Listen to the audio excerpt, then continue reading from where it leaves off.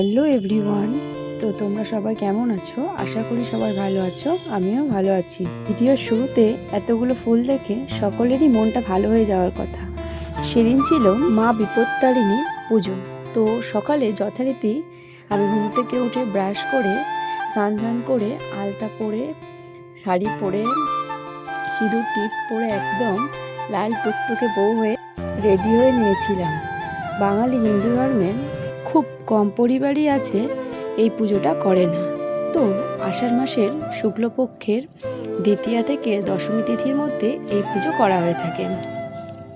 তো যথারীতি আমাদের বাড়িতেও হয়েছিল এই পুজো। তো 13 রকম ফল, 13টি সুতো, 13টি দুব্বা সবই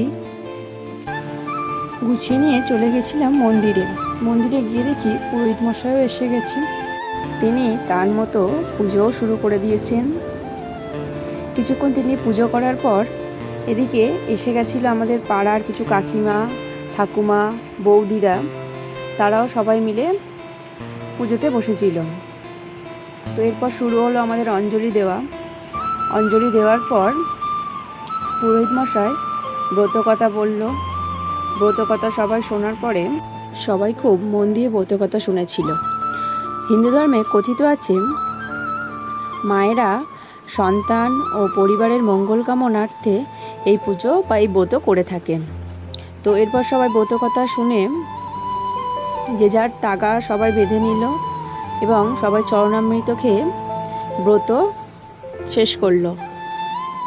ভিডিওটা কেমন লাগলো সবাই কমেন্ট করে জানাবে আর লাইক শেয়ার করতে ভুলো না। তো সকলের মতো আমিও পুরোহিত মশাইকে জল মিষ্টি দিয়ে আমিও আমার তাগাটা বেঁধে নিলাম